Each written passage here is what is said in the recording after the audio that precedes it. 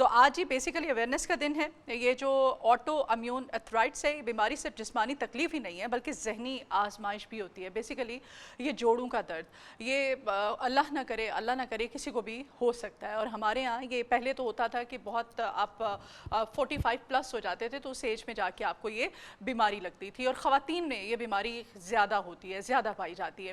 اس کی وجوہات کیا ہیں یہ ہم جاننے کی کوشش کریں گے، کس طرح سے ہم نے اپنی روٹین، اپنی ڈائٹ کو بہتر کر کے اس بیماری سے خود کو محفوظ رکھنا ہے، خود کو بچانا ہے. اور پھر اویئرنیس کے لیے بیسیکلی آج آگہی کا دن ہے. آج دنیا بھر میں اس دن کو منایا جا رہا ہے، تو اسی لیے ہم نے یہ خاص سیگمنٹ رکھا ہے. اور ہم ان لوگوں کی ہمت کو داد اس وجہ سے دے رہے ہیں کیونکہ یہ جوڑوں کا درد جو ہوتا ہے، یہ بیماری جو ہوتی ہے، آپ کے جو جوائنٹس ہوتے ہیں سوج جاتے ہیں. آپ نہ اٹھ سکتے ہیں، نہ بیٹھ سکتے ہیں، آپ کو موومنٹ میں بھی بہت زیادہ پرابلم ہوتی ہے، مطلب پوری لائف آپ کی ڈسٹرب ہو جاتی ہے. لیکن اس کے باوجود بڑی ہمت کے ساتھ یہ لوگ جو ہیں زندگی کا مقابلہ کرتے ہیں. یہ بیماری اللہ نہ کرے اگر ہو جائے، اس کا آغاز کس طرح سے ہوتا ہے، ہماری باڈی میں کون سی چھوٹی چھوٹی ایسی چینجنگز ہوتی ہیں، علامات ہوتی ہیں جو ظاہر ہونا شروع ہو جائیں، تو ہم سمجھ جائیں کہ ہم خدا نہ کرے اس بیماری کی طرف ہماری باڈی جانا شروع ہو گئی ہے. تو اس سب پر آج بات کرنے کے لیے ہم نے اپنے مارننگ شو میں معروف کنسلٹنٹ آٹو امیون ایتھرائٹس ڈاکٹر سعادت اللہ ملکانی صاحب ہمارے ساتھ ہیں. ڈاکٹر صاحب آپ کو ویلکم کرتے ہیں اپنے مارننگ شو میں. کیسے ہیں؟ جی میں آپ کی پوری ٹیم کا انتہائی مشکور ہوں کہ آپ نے مجھے ایک اہم اور نظر انداز کیے جانے والے معاملے پہ یا موضوع پہ بات کرنے کے لیے مدعو کیا ہے. Thank you. اچھا، آج کا جو دن ہے وہ دنیا بھر کی طرح پاکستان میں بھی جو آٹو امیون ارتھرائٹس ہے، جس میں اس کی مختلف اقسام ہوتی ہیں، اس کی اویئرنیس آگاہی سے ریلیٹڈ دن منایا جا رہا ہے. اور جو آٹو امیون ارتھرائٹس ہے ایک ایسا مرض ہوتا ہے جس میں آپ کا جو امیون سسٹم ہوتا ہے جوڑوں کا، اس پہ اٹیک کرتا ہے، اور جس کی وجہ سے جوڑ جو ہے اس میں درد ہوتی ہے لمبے عرصے کے لیے، سوزش ہو جاتی ہے، اس میں سٹفنس ہوتی ہے، گرمائش فیل ہوتی ہے، اور جو جوڑ متاثر ہوگا اس میں کام کرنے کی صلاحیت متاثر ہوتی ہے. اچھا ٹھیک ہے. تو اس کی جو مختلف اقسام ہیں وہ بچوں میں بھی ہو سکتی ہیں، بڑی عمر کے لوگوں میں بھی ہو سکتی ہیں، اور درمیانی عمر کے لوگوں میں بھی ہو سکتی ہیں. اچھا، بچوں میں بھی یہ بیماری، اس کی مطلب ابتدائی علامات کیا ہو سکتی ہیں؟ ہمیں پتہ چلے کہ اسے گینٹھیا بھی کہتے ہیں نا، ان ادر ورڈز، ہے نا؟ جی، آٹو امیون ارتھرائٹس کی ایک قسم ہے گینٹھیا. آٹو امیون ارتھرائٹس میں اور بھی ارتھرائٹس کی اقسام آتی ہیں. مثال کے طور پہ جن کو ریڑھ کی ہڈی کا ارتھرائٹس ہوتا ہے، چمبل کا ارتھرائٹس ہوتا ہے، یہ بھی آٹو امیون ارتھرائٹس کی قسمیں ہیں. اسی طرح اگر بچوں کے ایج میں یہ ارتھرائٹس ہوگا تو اس کو جووینائل ایڈیوپیتھک ارتھرائٹس کہتے ہیں. یہ چمبل کا ارتھرائٹس جس کو سوریاٹک ارتھرائٹس انگلش میں کہتے ہیں، سوریاٹک ارتھرائٹس. وہ کیسا ہوتا ہے، کس قسم کا؟ اس میں کچھ لوگوں میں پہلے چمبل کے نشان، سوریاسس کے نشان بن جاتے ہیں، ریڈ ہیڈ اسپاٹ سکیلی سے ہوتے ہیں، اس میں سراؤنڈنگ ایچنگ بھی ہوتی ہے کچھ لوگوں. پھل بیری کہتے ہیں؟ جی، پھل بیری ہوتی ہے. نہیں، سوریاسس چمبل کو ریلیٹڈ اردو میں کہتے ہیں، تو انگلش میں سوریاسس کہتے ہیں. تو اس سوریاسس کے ساتھ ساتھ کچھ لوگوں کو جوڑوں میں سوزش شروع ہو جاتی ہے، تو اس کو سوریاٹک. کچھ لوگوں کے جو ناخن ہیں وہ گرنا شروع ہو جاتے ہیں سوریاسس والے مرض میں. کچھ لوگوں میں ہاتھ یا پاؤں کی فیوری فنگر سویل کر جاتی ہے. تو وہ جو ویریئنٹ ہے وہ بھی آٹو امیون ارتھرائٹس کا پارٹ ہے. اسی طرح ریڑھ کی ہڈی کا ارتھرائٹس ہے، لوگوں کو کمر درد رہتی ہے جن کی عمر 45 یعنی 45 سال سے کم ہو، اور ان کی کمر کا درد پچھلے 3 مہینے سے رہ رہا ہو، اور یہ جو کمر کا درد ہے یہ اٹھنے بیٹھنے سے اس کی شدت میں زیادہ ہو جائے. یعنی ارلی مارننگ صبح جب آپ اٹھتے ہیں تو کمر سٹف ہوئی ہوتی ہے، ایون 30 منٹ 45 1 آور تک بھی ہوتی ہے، اس سے زیادہ دورانی کا بھی ہو سکتا ہے. لیکن جب یہ لوگ چلتے پھرتے ہیں تو ان کی کمر کی جو سٹفنس ہے یہ بہتر ہو جاتی ہے. تو یہ الارم ہوتا ہے کہ کہیں یہ پرانے جو عرصے سے 3 مہینے سے زیادہ عرصے کا یہ کمر کا درد جو کہ چلنے پھرنے سے ٹھیک ہو جائے، اٹھتے بیٹھتے اور صبح اٹھتے ہوئے کمر سٹف ہو، تو کہیں یہ آپ کے آٹو امیون ارتھرائٹس جو آپ کی کمر کو ہٹ کر رہا ہے اس کی تو ابتدا نہیں ہے. اسی طرح گنٹھیا ہے جو ہماری پاپولیشن میں بہت زیادہ اہم ہے، جس میں آپ کے جوڑ درد کرتے ہیں، ٹیڑھے بھی ہو جاتے ہیں. وہ لمبے اگر بڑے پرانے عرصے کی بیماری جا رہی ہو تو اس میں جوڑ ٹیڑھے میڑے بے ربط بے شکل ہو جاتے ہیں، نکارہ ہو جاتے ہیں، اور اللہ معاف کرے عمر بھر کی مزدوری بھی ہو سکتی ہے. اور ان امراض کی وجہ سے اگر آٹو امیون جوڑوں سے ہٹ کے آپ کے باڈی کے کسی پارٹ پہ افیکٹ کرتا ہے تو کوئی بھی ہو سکتے ہیں، جیسے آنکھیں ہیں آپ کے دل ہو سکتا ہے، آپ کے پھیپھڑے ہو سکتے ہیں، آپ کا اعصابی نظام ہو سکتا ہے. تو کوئی بھی سسٹم آپ کا اس آٹو امیون سسٹم میں متاثر ہو سکتا ہے. تو اس کی ابتدائی علامات کیا ہوتی ہیں؟ باڈی میں کس طرح سے ظاہر کیسے ہونا شروع ہوتا ہے؟ دیکھیں، اگر 16 سال سے کم عمر کے بچے ہیں تو ان میں بھی آٹو امیون ارتھرائٹس ہوتا ہے. اس کی پھر مختلف اقسام ہوتی ہیں. اس میں یہ ہوتا ہے کہ لمبے کافی دورانی ہے، کچھ ویک سے بچے کو جوڑوں میں درد کے ساتھ ساتھ سوزش، کوئی بھی جوڑ ہو سکتا ہے، درد کے ساتھ سوزش ہو رہی ہے، اس کو چلنے پھرنے کھیلنے میں دقت ہوتی ہے، وہ لنگڑا کے چلتا ہے، اس کے کولے کے جوڑ یا آپ کا جو ایڑی کا درد ہے اس میں سوزش ہو جا سکتی ہے، یا ان کو چمبل کے نشان بھی ہو سکتے ہیں۔ تو یہ کیوں کہ کوئی ڈائٹ، کوئی ہماری باڈی میں کوئی کیلشیم، کوئی وائٹامن، کوئی مطلب کسی کی زیادتی یا کمی کی وجہ سے یہ ہوتی ہے؟ نہیں، امیون سسٹم میں آپ کی جو بنیادی وجہ یہ ہے کہ پہلے یہ سمجھنا ہے کہ امیون سسٹم ہے کیا۔ امیون سسٹم یہ ہوتا ہے کہ آپ کا باڈی کا ڈیفنس سسٹم ہے جو باہر سے آنے والی بیماریوں سے، وائرسز سے، بیکٹیریا سے آپ کی جسم کی حفاظت کرتا ہے۔ جب یہ امیون سسٹم کسی بھی وجہ سے ویک ہو جائے، اب اس میں جو بنیادی عوامل ہیں وہ جنیاتی عوامل بھی ہیں، ماحولیاتی عوامل بھی ہیں، آپ کے وائرسز ہو سکتے ہیں، بیکٹیریا ہو سکتے ہیں، فیمیلز میں ہارمونل چینجز ہو سکتی ہیں، سٹریس فیکٹرز ہوتے ہیں۔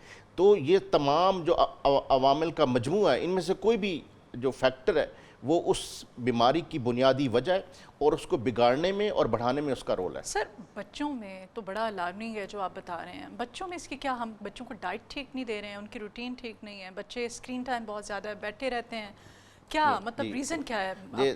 اس میں سب سے بچوں میں سب سے عام یہ ہوتا ہے کہ آپ نے بچوں میں انفیکشن کو رول آؤٹ کرنا ہے کہ اگر یہ ارتھرائٹس ہو رہا ہے تو کہ انفیکشن کی وجہ سے تو نہیں ہے۔ جیسے ٹی بی ہمارے پاس کامن ہے، لوگوں کو گلے کا انفیکشن ہوتا ہے، اس کی وجہ سے پیشاب میں اس کی تبدیلیاں آنا شروع ہو جاتی ہیں، اس کو رومیٹک فیور کہتے ہیں، پھر دل پہ بھی اس کی افیکٹ ہے۔ اسی طرح ان میں اور بھی جنیاتی کچھ بیماریاں ہوتی ہیں، وہ بھی ہم نے رول آؤٹ کرنی ہوتی ہیں کہ لیکن اگر اس کو آٹو امیون ارتھرائٹس ہو رہا ہے تو اس میں پھر میکنزم یہی ہے، یہ جنیاتی عوامل، ماحولیاتی عوامل، آپ کے باہر کے جو انوائرمنٹ کے فیکٹرز ہیں، وائرسز ہیں، بیکٹیریا ہیں، ان کا رول ہے، جس طرح بڑی عمر کے لوگوں میں یا درمیانی عمر کی خواتین، مرد و خواتین میں اس کا رول ہے۔ ٹھیک ہے۔ اچھا خواتین، جیسے میں نے انٹرو میں بتایا اور لاسٹ ٹائم بھی جب آپ کو ہم نے انوائٹ کیا تھا آپ سے، تو خواتین میں یہ مرض کیوں زیادہ ہوتا ہے ایز کمپیئر ٹو مرد حضرات؟ مطلب جی، آٹو امیون ارتھرائٹس کی جو موجودگی ہے وہ خواتین میں زیادہ اس لیے ہے کہ ان میں ایک تو ہارمونل ریلیشن شپ ہے، اور دوسرا ان میں جو امیون سسٹم ہے وہ جو ان کا منتھلی سائیکل ہے اگر وہ ڈسٹرب ہو جائے یا اس طرح کے کچھ، اس میں ایسٹروجن کا رول ہوتا ہے وہ اور دوسرا آپ کے جو فیمیلز ہیں اس میں امیون سسٹم زیادہ حساس ہوتا ہے، وہ زیادہ ایکٹیو ہو جاتا ہے، یعنی اس میں ریگولیشن جو ہے۔ دوسرا ان میں مینوپاز کا رول ہے، اس میں سٹریس کا رول ہے، اس میں جو آپ کے جنیاتی عوامل ہیں، ایکس کروموسوم۔ مینوپاز کی طرف تو آپ 40 to 45، اب تو خیر 45 کر لیں آپ، ہے نا، 45 پلس ہوتے ہیں تو تب یہ پرابلم آتی ہے نا، تو ارلی ایج میں بھی آپ بتا رہے ہیں تو جنیاتی جو ہیں اس میں ایکس کروموسوم ان میں زیادہ ہوتا ہے، اس کا بھی جینیٹک رول ہے۔ تو ہارمونز ہیں، اس کی حساسیت، جنیاتی عوامل، سٹریس فیکٹر، یہ 4-5 فیکٹر جو کہ خواتین میں بنیادی وجہ ہیں ان امراض کی زیادہ موجودگی کی۔ کیا کون سے ٹیسٹ ایسے کروانے چاہیے آپ کو ابتدائی، اگر آپ کے باڈی میں کمر میں آپ کے درد ہو رہا ہے، کوئی ایسی کوئی کسی بھی قسم کی کوئی سمٹم آپ باڈی میں ظاہر ہو رہی ہے تو کیا کروانا چاہیے؟ یہ بہت اہم ہے۔ یہ آٹو امیون جو ارتھرائٹس ہے، ہمارے پاس لوگ آتے ہیں ڈاکٹر صاحب یہ دیکھیں ہمارا آر اے فیکٹر تو نیگیٹو ہے، یہ ایک ارتھرائٹس گنٹھیا کا ٹیسٹ ہوتا ہے، دیکھیں جوڑ سارے سوجے ہوئے ہیں، ہماری ریڑھ کی ہڈی اسٹیف ہوئی ہے، جوڑ سوجے ہوئے ہیں، آپ کی ایڑی درد ہے، اس میں چلنے پھرنے میں دقت، تو ان میں ارتھرائٹس کی وہ قسم ہے، آٹو امیون ارتھرائٹس کی وہ قسم ہے جس میں آر اے فیکٹر نیگیٹو ہے۔ سو سب سے اہم یہ ہے کہ یہ آپ کی جو مریض کی علامات ہیں، مریض کا جو معائنہ ہے، اور یہ سپورٹو میں ان ٹیسٹ کا رول ہے۔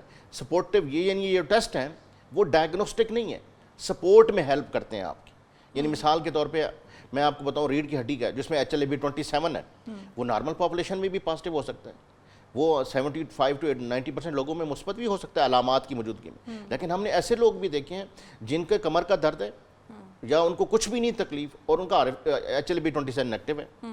تو اس لیے یہ کہنا کہ چونکہ آپ کی ریڑھ کی ہڈی کا ارتھرائٹس ہے، کمر کی ارتھرائٹس ہے تو HLA-B27 ہوگا تو اس کو ہوگا، ورنہ نہیں، ضروری نہیں ہے۔ اسی طرح آپ کے جو آپ کی قوت مدافعت کے مختلف امراض ہیں جس میں آٹو امیون ارتھرائٹس ہی ہوتا ہے، جیسے SLE ہے، اس میں ضروری نہیں ہے کہ ANA پازیٹیو ہو تو آپ کو ہو سکتا ہے ابھی بیماری ایوالو کر رہی ہو، شروع میں آپ کا ٹیسٹ نیگیٹو بھی ہو سکتا ہے یا اس کی مقدار بہت کم بھی ہو سکتی ہے۔ اسی طرح آر اے فیکٹر یہ بہت کامن ہے ہماری پاپولیشن میں، یہ میں پیغام دینا چاہتا ہوں، جو لوگ یہ سمجھتے ہیں کہ آر اے فیکٹر نیگیٹو ہے تو ان کو ارتھرائٹس نہیں ہو سکتا، یہ بالکل غلط ہے۔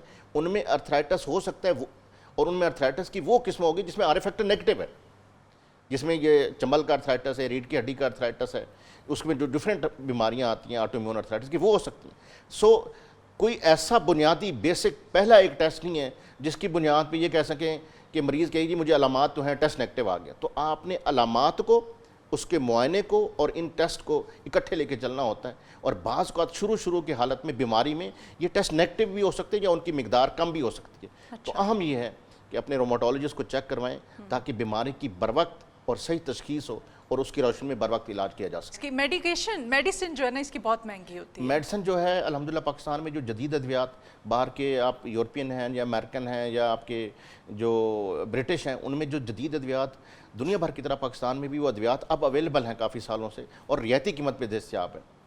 ٹھیک ہے، اچھا سر یہ بتائیے گا ہمیں کہ کولیسٹرول لیول باڈی میں زیادہ ہو جانا یا آپ کا ویٹ آپ پٹ آن کر لیتے ہیں، ایک دم ویٹ گین ہونا، کیا یہ بھی جو ہے الارمنگ ہے؟ وہ بھی ہمیں اس بیماری کی طرف لے کے جا سکتے ہیں؟ دیکھیں اس میں 4-5 چیزیں بڑی، کیونکہ یہ سٹریس ٹریگرڈ ہوتے ہیں، سٹریس میں یہ بڑھ جاتی ہیں، کیونکہ جو سٹریس فیکٹر ہے وہ ان آٹو امیون ارتھرائٹس کو بڑھانے میں اور بگاڑنے میں اس کا رول ہے۔ اچھا، تو اس میں آپ نے سب سے امپورٹنٹ، اس لیے مریض کو ہم کہہ رہے ہوتے ہیں کہ ویٹ کنٹرول کریں، سموکنگ چھوڑ دیں، الکوہل کا استعمال ترک کر دیں، اپنا مناسب نیند، متوازن غذا اور ہلکی پھلکی ورزش، یہ بہت اہم ہے اس طرح کے آٹو امیون آرتھرائٹس والے پیشنٹس کے لیے، کیونکہ اگر یہ چیزیں آپ کی بیلنس نہیں ہوں گی تو یہ آپ کی بیماری بڑھ بھی سکتی ہے اور اس میں بگاڑ بھی پیدا ہو سکتا ہے۔ مینس کہ میں نے بڑے پتلی خواتین، مطلب صحیح ان کی فزیک ہوتی ہے، ان کا کوئی ویٹ نہیں ہوتا ہے، کوئی موٹاپا نہیں ہوتا ہے، ان کو بھی میں نے اتنا سیویئر قسم کا دیکھا ہے، یہ بیماری ان کو اٹیک کرتی ہے۔ جی، اس میں نے جیسا کہ پہلے بتایا کہ اس میں جنیاتی عوامل بھی ہیں، ماحولیاتی عوامل بھی ہیں۔ ماحول بھی ٹھیک ہے، گاؤں سے بلانگ کرتی ہیں، ان کی خالص غذا ہے، گھر کا دودھ ہے، مکھن ہے، گھی ہے، سب چیزیں۔ اس میں دیکھیں اس میں پولوشنز ہیں، آپ کے انوائرمنٹل فیکٹر ہے، وائرسز ہیں، بیکٹیریاز ہیں، آپ کے اندر کیمیکلز کا رول ہے، ڈرگز کا رول ہے، تو یہ ان میں سے کوئی بھی چیز ہو سکتی ہے۔ یہ جینیاتی بیماری ہے؟ جینیاتی بھی ہو سکتی ہے، ہو سکتی ہے کہ اگر ماں یا باپ کسی ایک کو ہے تو یہ اس بچوں میں بھی ٹرانسفر میں جینیاتی جو رسک ہے، یہ کہنا کہ چونکہ ایک بندے کو ہے تو دوسرے کو پھیل جائے گی، پھیلنے والی نہیں ہے۔ اس کا جو رسک ہے جینیاتی عوامل کا وہ بڑھ سکتا ہے، لیکن ہم نے ایسی بھی فیملیز میں دیکھیں جن کے دور میں کسی کو بھی نہیں ہے، ایک بندے کو ہو بھی سکتا ہے۔ تو یہ جینیٹک رسک موجود ضرور ہے، لیکن یہ کہنا کہ چونکہ ایک کو ہو گیا تو آگے سب کو پھیل جائے گا، یہ بات غلط ہے۔ ہاں، کسی ایک بچے کو ہو سکتی ہے، وہ تو شوگر بھی اسی طرح سے ہے، ہارٹ کا بھی پرابلم اسی طرح سے۔ آپ ڈاکٹر کے پاس جاتے ہیں سب سے پہلے یہی پوچھتے ہیں کہ آپ کے ماں یا باپ میں سے کسی کو شوگر یا کسی کو ہارٹ کا پرابلم تو نہیں تھا؟ تو یہ اسپیشلی میں اس فورم کے تھرو پیغام دینا چاہتا ہوں، جو ہماری آتی ہیں پیشنٹ فیمیل، وہ اکثر ان کو یہ تانا دیا جاتا ہے سوشل میڈیا اس میں، ہمارے معاشرے میں، کہ یہ شادی نہیں کر سکتی، شادی کریں گی بچے پیدا کریں گی تو یہ بچے پیدا نہیں ہوں گے، اگر بچے پیدا ہو جائیں گے تو سب کو معذور پیدا ہوں گے۔ تو یہ بالکل غلط اس کا کنسیپٹ ہے۔ سائنسی مشاہدہ اس طرح کا کوئی ایگزسٹ نہیں کرتا کہ اس طرح کے یہ جو چیزیں یا یہ جو منفی تصورات یا غلط تصورات ہمارے معاشرے میں پائے جاتے ہیں، یہ بالکل صحیح نہیں ہے۔ کزن میرج سے بھی یہ ہو سکتا ہے مسئلہ کہ اگر کزنز آپس میں دیکھیں جینیٹک رسک، وہ تو تھیلیسیمیا کا میں نے سنا تھا، ان میں ہے جینیٹک رسک، اس میں اگر پہلے کسی کو ہے تو اس میں رسک موجود ہے، کزن میرج میں نہیں ہے نہیں، لیکن یہ سمجھنے والی بات یہ کہ یہ پھیلتی نہیں ہے، ایک سے دوسرے بندے میں نہیں پھیلتی۔ ہاں، یہ مطلب وائرل نہیں ہے، نہیں وائرل نہیں، اس کا کوئی آپ کو کنٹیجیس نہیں ہے جس کو کہتے ہیں۔ ٹھیک ہے، اگر اس کا بر وقت ہم ٹریٹمنٹ نہیں کرواتے ہیں تو کیا کمپلیکیشن آگے جا کے ہو سکتی ہیں؟ اور اس کا، اور یہ بھی بتائیے گا کہ ٹریٹمنٹ کتنے عرصے کا ہوتا ہے؟ کیا یہ ہمیشہ کے لیے ٹھیک ہو سکتی ہے یا پھر فار لائف آپ کو اس کی دوائی کھانی پڑتی ہے؟ اس میں سب سے اہم یہ ہوتی ہے کہ تشخیص ٹائم پہ ہو۔ اگر اس میں علامات آگے بڑھ گئی ہیں اور بیماری کنٹرول میں نہیں، یعنی امیون سسٹم آپ کا ریگولیٹ جو جوڑوں پہ اٹیک کر رہا تھا اگر غلط فہمی کی وجہ سے، تو وہ امیون سسٹم آپ کے باڈی پارٹ کو دوسروں کو بھی نقصان دے سکتا ہے۔ جیسے میں آپ پھیپھڑے ہو سکتے ہیں، آنکھیں ہو سکتی ہیں، اعصابی سسٹم ہو سکتا ہے، آپ کے دل ہو سکتا ہے، دماغ، آنتڑیاں ہو سکتی ہیں، کچھ بھی ہو سکتا ہے۔ امیون سسٹم اٹیک کر رہا ہے نا، جو کہ آپ کا باڈی کا ڈیفینس سسٹم ویک ہے، تو آپ کو جوڑوں کے ساتھ جوڑ نکارا بے رفت بے شکل ہو جاتے ہیں، آپ عمر بھر کی مزدوری کی طرف چلے جاتے ہیں۔ اور اگر یہ مرض بڑھ جائے تو یہ بھی ہو سکتا ہے کہ وہ آپ کے مختلف اعضاء کو نقصان دینا شروع ہو جاتا ہے، اسپیشلی آپ کے پھیپھڑے ہیں، آپ کی آنکھیں ہیں، جس طرح گنٹھی ہے آپ کے آئیز کو بھی افیکٹ کر سکتا ہے، آپ کے پھیپھڑوں کو بھی افیکٹ کرتا ہے۔ اسی طرح اعصابی سسٹم بھی ہو سکتا ہے، آپ کی جلد پہ ریڈ نشان بن جاتے ہیں، اس کو ویسکولائٹس کہتے ہیں۔ تو اسی طرح کمر کا گھنٹے ہے، اسی طرح آپ کا سوریاٹک ارتھرائٹس ہے، اسی طرح آپ کی آٹو امیون کی دوسری امراض ہیں جیسے ایسالی لوپس ہے، ان میں بھی ایسے ہوتا ہے، آپ کے خون کے خلیات پہ افیکٹ ہو سکتا ہے، جلد پہ افیکٹ ہو سکتا ہے، آپ کے بال گچھوں کی شکل میں گرنا شروع ہو جاتے ہیں، منہ میں چھالے، ناک میں چھالے، آپ کے لنگ انوالو ہو سکتے ہیں، دماغ انوالو ہو سکتا ہے۔ سو سمجھنے والی بیماری یہ ہے کہ یہ امراض اگر لمبے عرصے کے لیے ان کا علاج نہ کیا گیا تو آپ کو عمر بھر کی مزدوری بھی ہو سکتی ہے اور آپ کی زندگی کو بھی خطرہ ہو سکتا ہے۔ کتنا خطرناک یہ بیماری ہے جس کو کہ ہم اتنا اگنور کرتے ہیں، ہم اس کو سیریسلی لیتے ہی نہیں ہے نا، کہ کیا ہے جی کسی کو گینٹھیا ہے، ہاں اس کو فلاں کو گینٹھیا ہو گیا تو دوسرا یہ آپ کا سوال کہ اس کا علاج فار لائف اس کی کیا دوائی؟ سب سے اہم یہ ہے کہ یہ قابل علاج امراض ہیں، جدید ادویات ہیں، لیکن یہ سمجھنا کہ یہ کورس ہے، کورس نہیں ہے. یعنی کورس سے میری مراد یہ جیسے ٹی بی کا کورس ہوتا ہے، جس طرح مریض ہمارے سے پوچھتے ہیں ڈاکٹر صاحب اس کا کورس کتنے دن کا، کورس نہیں ہے. جس طرح ٹی بی کا کورس ہے، یرکان کا اور پھر وہ ماشاءاللہ ٹھیک بھی ہو جاتا ہے، ٹی بی ٹھیک ہو جاتی ہے، یرکان ٹھیک ہو جاتا ہے. تو ان کا ابھی تک کورس نہیں ہے. کورس سے میری مراد یہ کہ فکس ڈیوریشن، لیکن اگلے فیو منتھس اس میں مریض کتنے میں بہتر ہو جاتے ہیں. تو آؤٹ آف 120% لوگ بالکل ٹھیک ہو جاتے ہیں. تو اس میں مریض کون سی نوعیت کتنی شدت کی ہے، اس میں نوعیت کیا رہے گی، یہ تو ٹائم کے ساتھ پتہ چلے گا ادویات کے استعمال سے. پلیز ایک اچھا ہیلدی لائف سٹائل کیا ہونا چاہیے ہمارا کہ ہم اس بیماری سے خود کو بچا سکیں؟ ڈائٹ کیا لینی چاہیے، اور اگر یہ بیماری اب کسی کو اٹیک کر چکی ہے تو اس کو کیا پرہیز کرنا چاہیے؟ دیکھیں امیون بوسٹر جو یہ امیون ریلیٹڈ ہے، تو امیون بوسٹر میں ہمارے پاس آپ کے پروڈکٹس ہیں، فروٹس ہیں، ویجیٹیبلز ہیں، فش کا استعمال ہے، ڈرائی فروٹس ہیں. یہ امیون بوسٹر آپ کی جو ایلیمنٹ ہے ہمارے ڈائٹ سے ریلیٹڈ. سب سے زیادہ نیند پوری نہیں ہوگی، اس کی وجہ سے سٹریس ہارمون ہوں گے، وہ ٹریگر کریں گے اس کو. اسی طرح آپ کا الکوہل کا یوز ہے، اسموکنگ کا یوز ہے، آپ کا ویٹ کنٹرول، اوبیسٹی ہے، لپڈ پروفائل بڑی ہوئی ہے، وزن بڑھ رہا ہے، وہ آپ کو ٹریگر کرے گا. یہ ویٹ کنٹرول بہت ضروری ہے. اور اس کے علاوہ اسٹریس اور متوازن نیند جو ہے وہ اس کے لیے بہت امپورٹنٹ ہے. تو یہ جو 5-6 فیکٹر ہیں یہ بہت امپورٹنٹ ہیں آپ کے مرض کو بڑھانے میں اور بگاڑنے میں. تو اس لیے ان جو ٹریگرنگ فیکٹر ہیں یعنی بڑھانے اور بگاڑنے والے عوامل، ان کی روک تھام بہت ضروری ہے. بہت شکریہ ڈاکٹر سعادت اللہ ملکانی صاحب آپ کے آنے کے لیے.